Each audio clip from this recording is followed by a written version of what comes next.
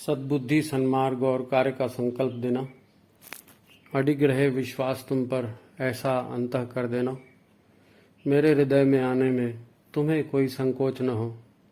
हे गुरुदेव, मुझे नज़रों से दूर कभी न होने देना।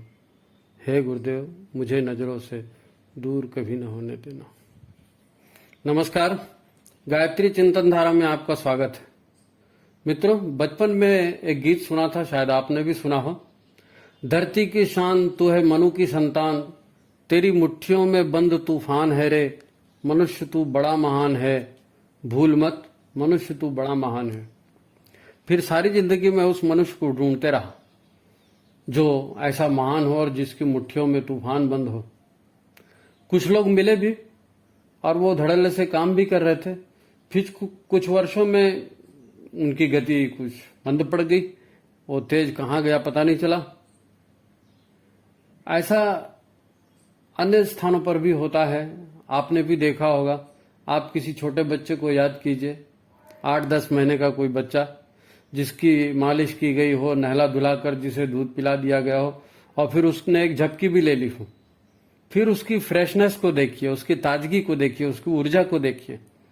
कैसी बड़ी बड़ी आंखों को इधर उधर मटकाता है, मुस्कुराते हुए हाथ पैर मारता है, मस्ती करता है। कितना सौंदर्य और ऊर्जा झलकती है उसके शरीर से, कितना प्रसन्न दिखता है वो। सारी मस्ती, सारी प्रसन्नता वो बड़े होकर जाती कहाँ है। धरती की शान, मनु की संतान का क्या हाल हो जाता है। कितना भी मेकअप ड्रेसअप कर लो, वो आकर्षण फिर बन नहीं पाता। जब बच्चे 12, 14 या 16 साल के होते हैं, क्या मस्ती, क्या जोश होता है, कितना तेज दिखता है उनमें। लोग कहते हैं कि बड़े होने पर जिम्मेदारियां बढ़ जाती है तो मुंह लटक जाता है, लेकिन ये पूरा सच नहीं है। किशोरावस्था में ऊर्जा प्रचंड होती है तो सपने भी बड़े होते हैं। फिर एक एक सपना बिखरते टूटते जाता है, निराशा घर करती है। नई नई इच्छाएं तो जागती हैं, पर उनके पूरा न हो पाने से हृदय पर बोझ बढ़ते जाता है। प्रसन्नता मिले, प्रोत्साहन मिले, सफलता के लिए जोश कायम रह सकता है, और नहीं तो सामान्यतः सब ठंडा हो जाता है। फिर भय और संदेह की छाया में जीवन चलने लगता है। अब आप उसको कहो कि तू तो मनुष्य है, मनु की संतान है, धरती की शान है, वो कहेगा बंद कर यार बकवास। ये चलता है। अगर जीवन में सफलता चाहिए तो ये जानना जरूरी है कि ऐसा होता क्यों है और इससे बचा कैसे जाए। देखो, जीवन ऊर्जा सभी में है, हर किसी में कोई न कोई विशेषता जरूर होती है। दरअसल ये शरीर का कम और मानसिक शक्तियों का प्रभाव ज्यादा है, उसके संतुलन का प्रभाव ज्यादा है। निगेटिव शक्तियां बड़ा बुरा करती हैं मनुष्य का। बचपन से कहा गया कि ये मत करो, ऐसा नहीं करना, वहां मत जाओ, उसे मत छुओ, देखो गिर जाओगे, देखो कट जाएगा, मार पड़ जाएगी, हो ऐसा किया तो पुलिस पकड़ ले जाएगी, कुत्ता काट लेगा, नहीं नहीं नहीं ये गंदी बात है, ऐसा करोगे तो लोग क्या कहेंगे। फिर कोई कहता है नहीं नहीं तुमसे नहीं होगा, तुम रहने दो, तुम सब बिगाड़ दोगे। कोई कहता है तुम मूर्ख हो, इतना भी नहीं मालूम, उनके बच्चे को देखा कितना होशियार है, तुमसे तो कुछ नहीं होता। तो ऐसे तरह तरह के नकारात्मक सुझाव हमारा मस्तिष्क, बालक का मस्तिष्क ग्रहण करते जाता है, और चेतन मन में जाते ही इस तरह के विचारों पर ऊर्जा का ठप्पा लग जाता है, और फिर ये सारी नकारात्मक ऊर्जा उस चेतन मस्तिष्क से सरक कर धीरे धीरे अचेतन में इकट्ठी हो जाती है। अनुभवहीन युवक कुछ करता है तो अनुभव न होने से असफलता मिलती है युवावस्था में। कुछ लैंगिक आकर्षण भी पैदा हो जाता है युवावस्था में, आदमी सपने भी देखता है। फिर कुछ एकदम से ठीक होता भी नहीं ना सब, कोई सक्षम मार्गदर्शक भी नहीं होता। कुल मिलाकर भय, आशंका, उभरते सपनों का जाल, ये सब कुछ घालमेल ऐसा हो जाता है कि आदमी परेशान हो जाता है और धीरे धीरे उसका सौंदर्य ढलते जाता है।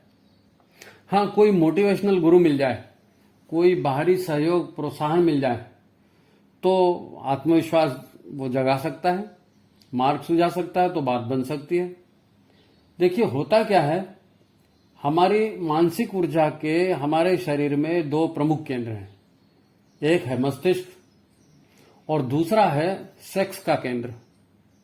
एक को हम सहस्त्रसार केंद्र कह सकते हैं, दूसरे को मूलाधार केंद्र कह सकते हैं।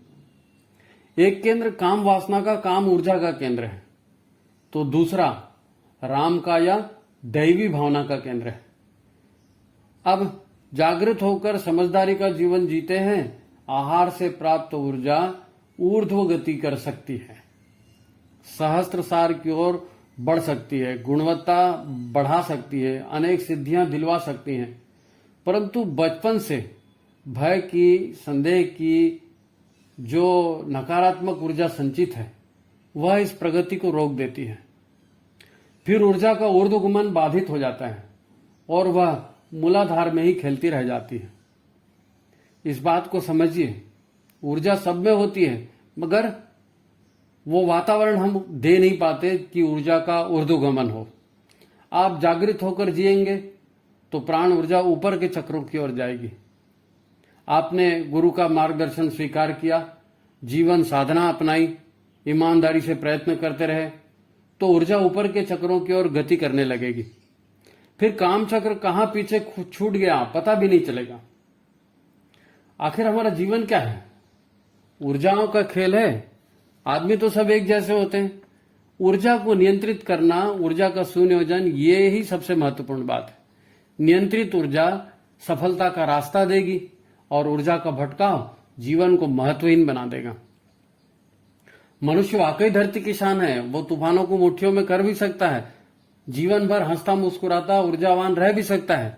बस उसे अपने भावों को, अपनी ऊर्जाओं को व्यवस्थित करना सीखना पड़ेगा। और ये ताकत सभी में है। प्रश्न यह है कि आप जागृत होकर जीना सीखे हैं कि नहीं। कामनाएं रोकने का उपाय दमन नहीं है।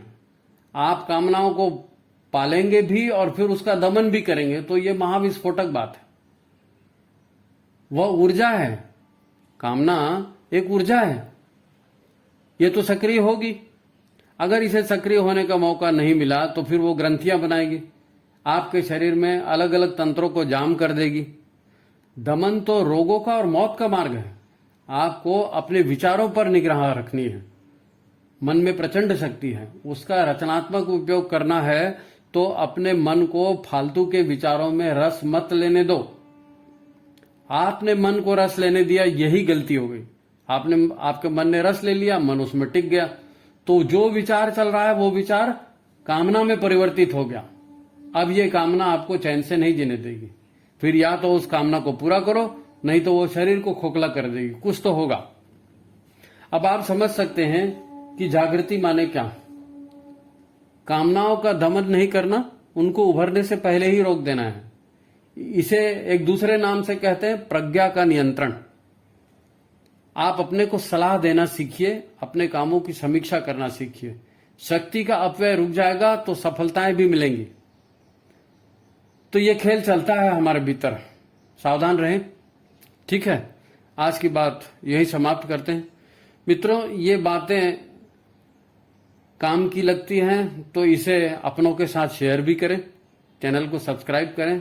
आप लाइक करें, लोगों से भी कहें लाइक करें, शेयर करें और इस विचार क्रांति में सहयोग जरूर करें। नमस्कार।